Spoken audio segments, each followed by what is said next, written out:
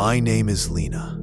I'm 27 now, but this happened when I was 22. My first job after moving to a small town in rural Montana, working the night shift at a 24-hour roadside convenience store called Maple Junction. We were right off a lonely stretch of Highway 89. During the day, truckers and families pass through. At night, nobody. Just the humming of refrigerators and the buzzing of old fluorescent lights.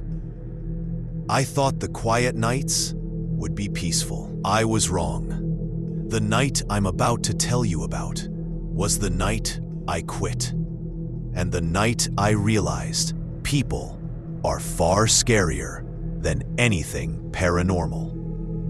It was a slow Tuesday in October. Cold wind, empty roads, nothing unusual. Around 12:30 a.m., I stepped out to restock the firewood rack. The air was freezing, and the sky was pitch black. No stars, just clouds swallowing the moon. As I slid bundles of wood into place, I felt it. A presence, like someone was standing behind me. I turned quickly. No one. The parking lot was empty, except for an old silver Toyota parked at the far corner. I didn't think anything of it. Customers parked weirdly all the time. But as I went back inside, I noticed something odd. The Toyota had no license plate, front or back. That detail burned into my mind. Back inside, I locked the door and returned to the counter. That's when I saw him.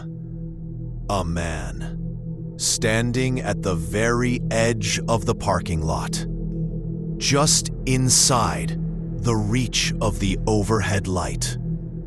He was staring at the store, not moving, not walking toward the door, just staring. He wore a dark hoodie and jeans, hood up, hands in pockets. I couldn't see his face. I waited for him to come in. He didn't. 5 minutes passed. 10. 15. He never moved. Just stood there like a statue facing the front door. I convinced myself he was waiting for someone at the pumps. Maybe his car broke down. Then the lights flickered. The cameras glitched for a second.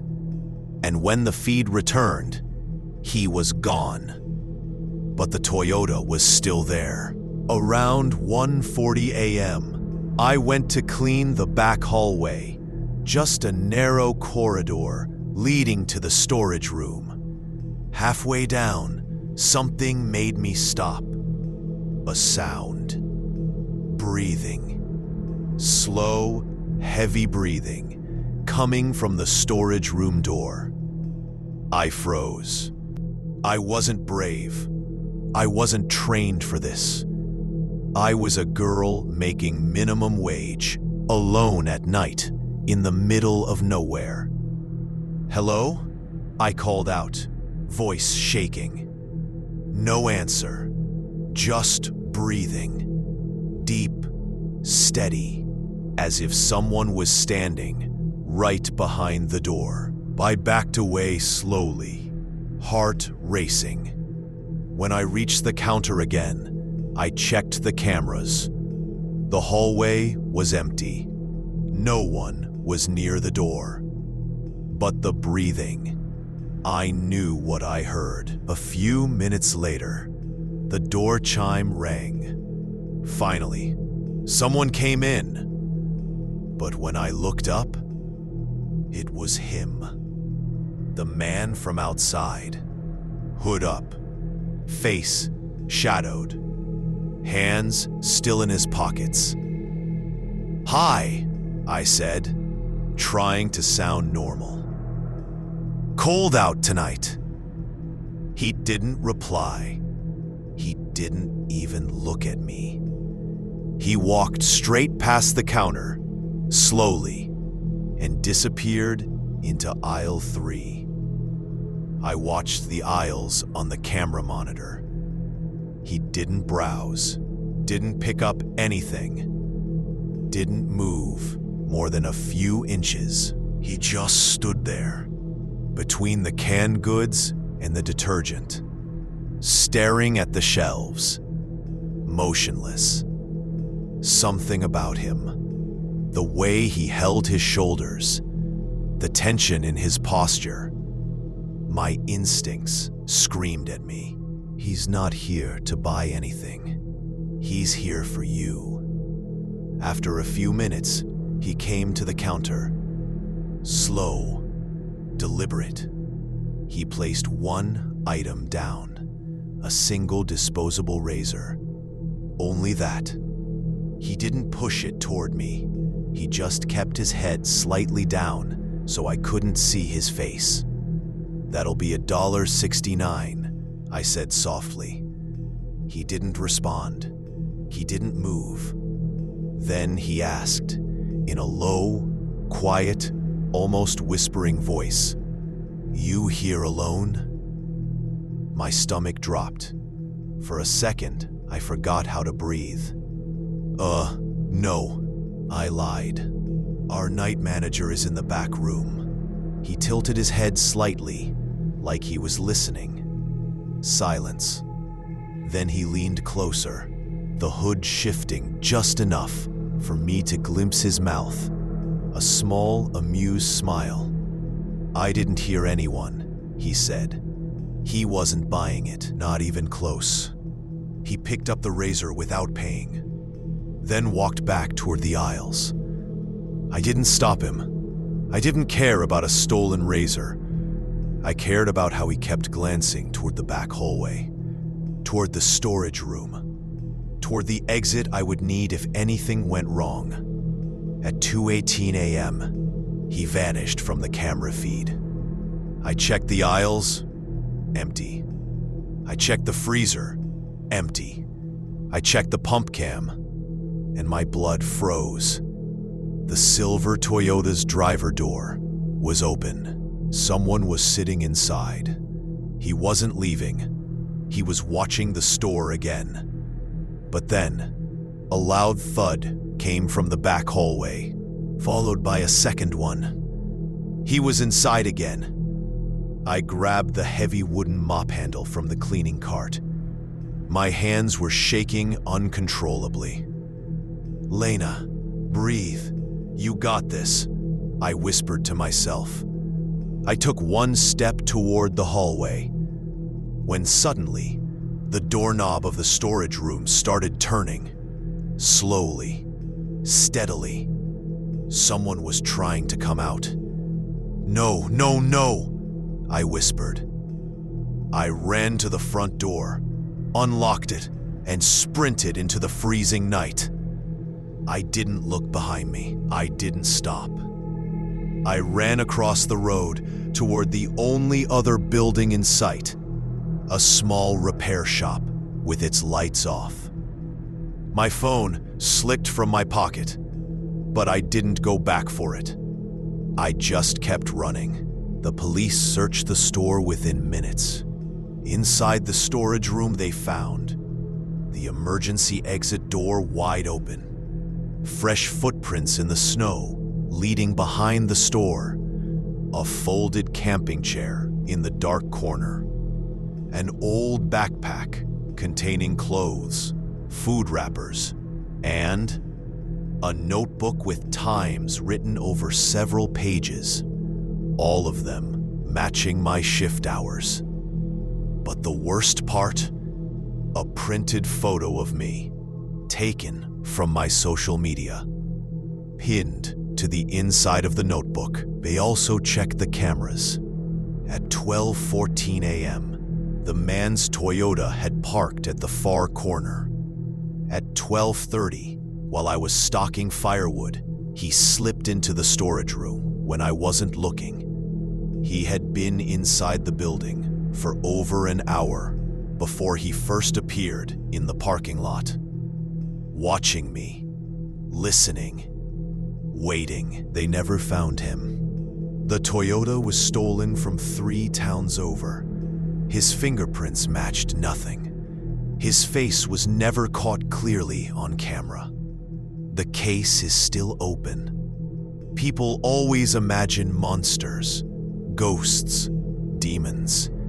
But the real horror, the kind that keeps you awake for years, it's the kind that looks human. The kind that doesn't need supernatural powers, just patience.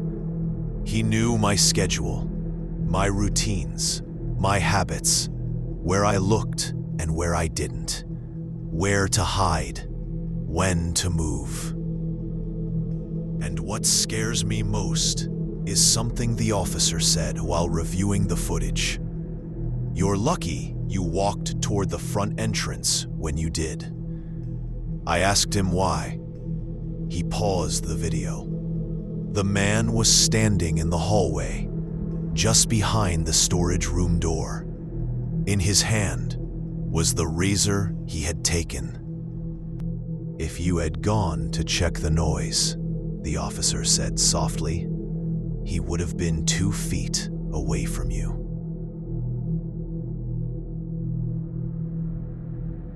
My name is Aaron, and this is the real reason I'll never work a night shift again. People think I'm exaggerating, or that I'm traumatized. Maybe I am. But what I saw that night at the Ridgewood gas station still follows me.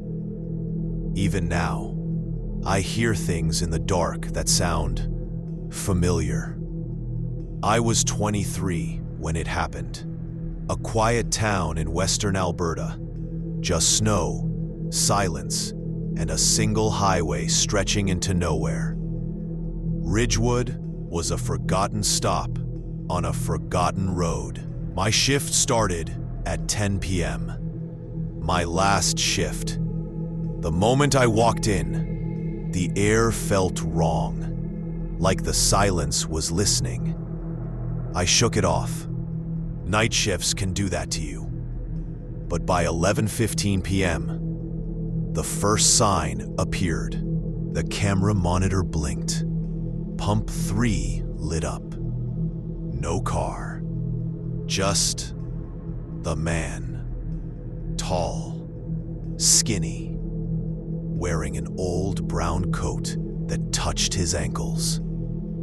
His face was turned toward the store window, but I couldn't see it clearly. Just a pale blur. I grabbed the mic. "Sir, you have to pull up your vehicle." He didn't move. Pump 3 clicked. Fuel started dispensing. I froze. He had no car. I stepped outside, the cold hitting my lungs like needles. "Hey, you can't..." I stopped. The man wasn't there. Pump 3's handle lay on the ground, fuel dribbling onto the snow, and the snow around it was melting in a perfect circle, like something hot had been standing there. I backed away, locked the doors, and tried to convince myself it was a glitch. But the cameras kept flickering, like someone was walking between them. Around 12:40 a.m., I heard banging from the storage room. Heavy, slow, deliberate, like someone knocking on a coffin from the inside. I grabbed a flashlight. "Aaron, don't." That's what I should have told myself. The corridor lights flickered as I walked down. The banging stopped. Then a voice whispered from behind the door. "Aaron, open it." I felt the blood drain from my face because the voice, it was my own. Same tone, same pitch, exactly like hearing myself speak through a phone recording.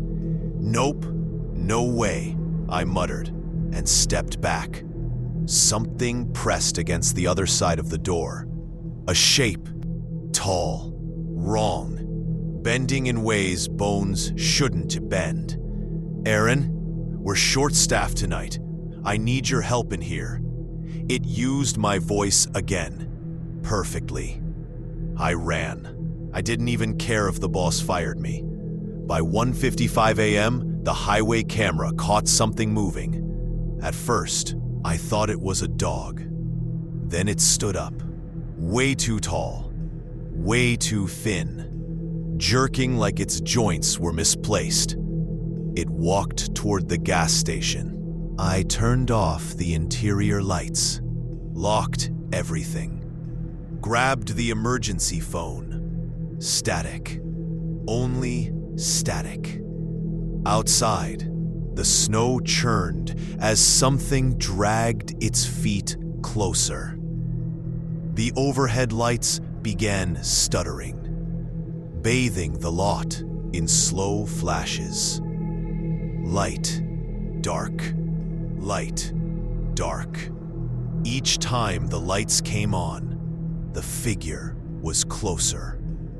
2 pumps away, 1 pump away. Then it stood right in front of the glass, and now I could finally see its face, or where a face should have been. Instead, its skin stretched tight, smooth like wax, but when it leaned toward the window, the skin rippled, like something underneath was pushing outward, trying to press through. A jaw, teeth, eyes, multiple, random, shifting beneath the skin. I stumbled backward, knocking over a rack of chips. The creature tilted its head. Then its skin pulsed and reshaped into something horrifying. My own face. Perfect. Smiling. I screamed. The creature mimicked the scream exactly, but its mouth didn't move. Then came the worst part. It stepped through the glass, not breaking it, literally passing through it, like slipping through the surface of water. The only place to hide was the freezer. I sprinted inside, slammed the door, and locked it. My breath froze in the air. The creature's footsteps echoed outside, slow, dragging. "Aaron." Now it used my mother's voice. "Sweetheart, open the door." I covered my ears.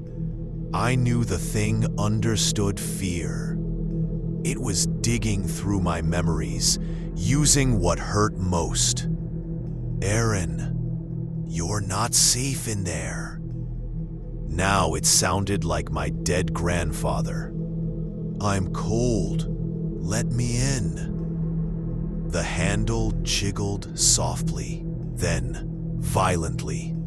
The metal started warping inward, like something heavy was pushing against it.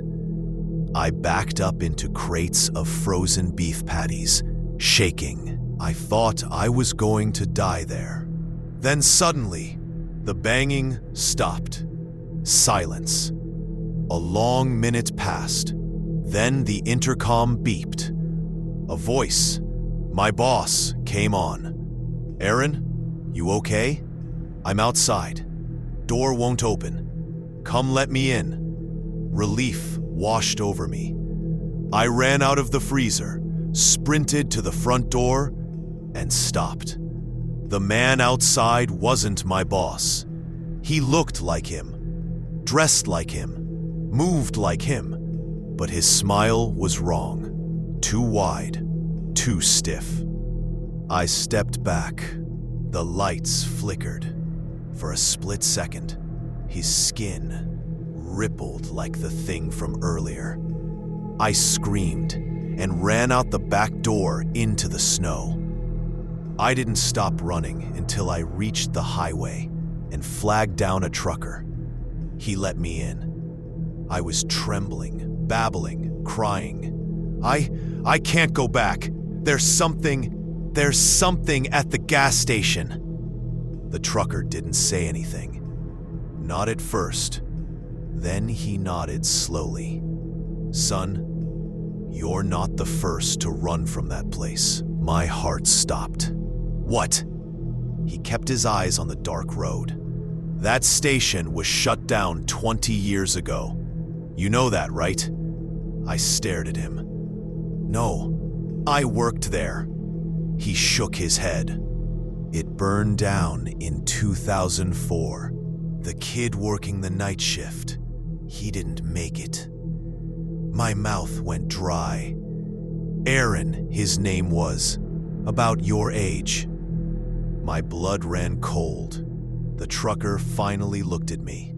His skin rippled. And in a voice exactly like mine, Aaron, you never left.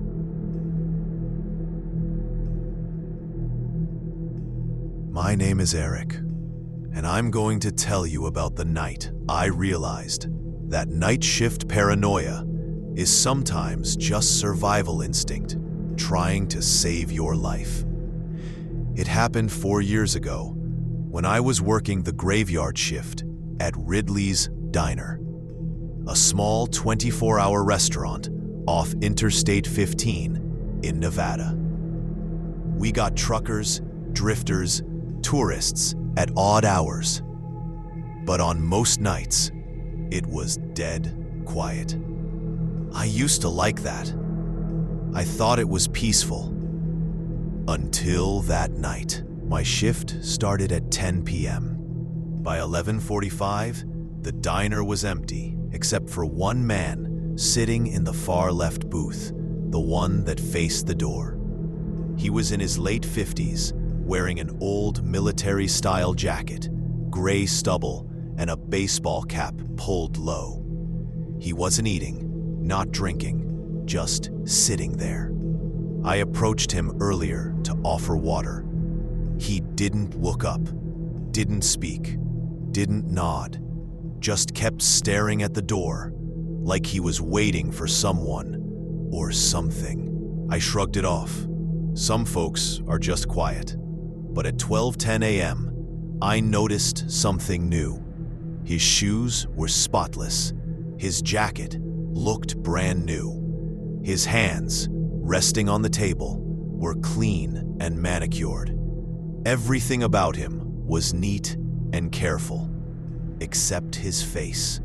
His expression never changed. Blank, emotionless, almost too controlled, like he was rehearsing a role. Our cook, Ron, worked in the kitchen until 2 a.m. But at 12:30, I realized I hadn't heard the grill, the clatter of pans, or Ron's humming in a long time. Ron, I called, stepping toward the kitchen. No response. I pushed the swinging doors open. Empty. No Ron. No sound. His apron was still hanging. His keys were still on the counter. The back door, the one that always stayed locked, was slightly open. Cold night air drifted in. My stomach knotted. If Ron went out back, he never told me. He usually said everything out loud. Something wasn't right. I closed the door, locked it, and returned to the dining area. That's when I noticed the man in the corner wasn't in the booth anymore. I spun around, startled, and nearly jumped. He was standing right at the counter. No footsteps, no sound. He somehow moved without me noticing. "How long's the wait?" he asked. His voice was calm, too calm, smooth and rehearsed, like reading lines in a play. "There's no wait. It's just me tonight," I said. He smiled faintly. "That's good. I like empty places." I didn't respond. "Where's your cook?" he asked next. The question hit me like ice water. "How do you know he's not here?" I asked. He shrugged, still smiling. "I watch. I pay attention." He tapped the counter lightly. "You locked the back door." I froze. "How did you?" He leaned in slightly. "You checked, didn't you?" I didn't answer. Couldn't answer. He stepped back, scanning the diner like he owned the place. "I'm waiting for someone," he said. But not yet. At 1:05 a.m., headlights flashed across the windows. A car pulled into the lot, an old, beat-up sedan. A woman got out, mid-30s, disheveled, panicked. She rushed toward the diner door, waving at me, frantically. I opened the door halfway. "Ma'am, are you okay?" She grabbed my arm. "Please," she whispered, out of breath. "You need to call the police. Someone." She froze when she saw the man sitting at the counter. Her face went pale. She let go of my arm immediately and backed away, shaking her head. "No, he followed me. I can't." Before she could finish, the man turned his head slightly toward us. No expression, no emotion, no reaction. But the woman bolted back to her car like she'd just seen a ghost. She sped off so fast, her tires screamed. I stood there in the cold, watching her disappear down the highway. When I turned back toward the man, he was smiling at me. A slow, unsettling smile. "You shouldn't open the door for strangers," he said softly. Now, I was shaking. I pretended to wipe the counter while my hand slid under it toward the emergency phone. I dialed 911, keeping my voice low. 911, what's your emergency?" I think a woman was in trouble," I whispered. "A man's inside the diner, acting strange." The operator cut me off. "Is this Ridley's Diner on I-15? "Yes. We're already sending a unit. Stay on the line." "Why?" I asked. A long pause. "Sir, we received a call a few minutes ago. A woman reported a man driving a stolen vehicle, possibly armed, following her since Cedar Ridge. She said she saw him pull into your diner." My heart dropped. "Do not confront him," the operator added. "Stay where you are. Officers are close." But while she was speaking, I noticed something. The man was no longer at the counter. He was heading toward the back hallway, toward the kitchen, toward the door I had just locked. "Sir," the operator said sharply, "stay in the main room. Do not follow him." But I had to know where Ron was. The back hallway felt colder than before. Silent. I could hear the man on the other side of the kitchen door, moving slowly, deliberately. I pressed my back against the wall, peeking through the small window. He wasn't trying to escape. He wasn't trying to steal anything.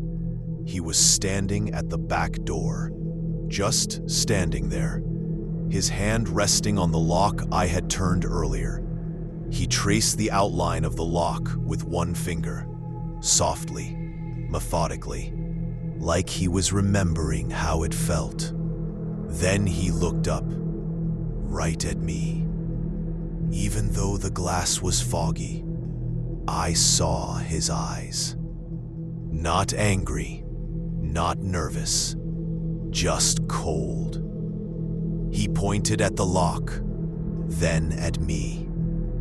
Then he smiled again. That same controlled, rehearsed smile. I stumbled backward in fear. And that's when something moved in the corner of the kitchen. Ron, tied, gagged, unconscious, hidden behind the prep counter, out of camera view. My throat tightened. The man turned away from the door and walked slowly toward Ron. I couldn't breathe. He reached down and adjusted the gag, not to hurt Ron, but to quiet him, to keep him from alerting me. That was worse, way worse, because it told me the man could have attacked Ron, but didn't. Not yet. He was waiting for something. Someone. Me. Red and blue lights suddenly flashed through the windows. Sirens. Multiple cars. I ran toward the front, waving my arms. He's in the back. The cook. Ron. He's tied up. Officers flooded the diner with guns drawn. They stormed the kitchen. A shout. Then another. Then, clear! But when I looked through the kitchen window, the man was gone. The back door was forced open. Tracks in the dirt showed he'd escaped into the desert. They untied Ron. He was bruised, but alive. Police told me the truth. The man wasn't just following the woman. He was suspected of 3 abductions in the last 2 months. All victims taken near rural night shift locations, gas stations, small restaurants, motels, all at night. All employees working alone. He didn't want money, didn't steal, didn't get angry. He just studied people, stalked them, waited for the right moment. And the worst part? He had eaten at Ridley's before. Multiple times. Always during my shift. He knew my routine. Knew when I restocked. When I took breaks. When I was alone in the back hallway. He was choosing a time. Choosing a method. Choosing me. They never caught him. The desert is huge. He could have disappeared in any direction. Some nights I still wake up thinking I hear the door chime, or the scrape of a booth seat as someone gets up quietly, or that slow, practiced voice asking, "How long's the wait?" I quit the next morning, moved out of town a month later.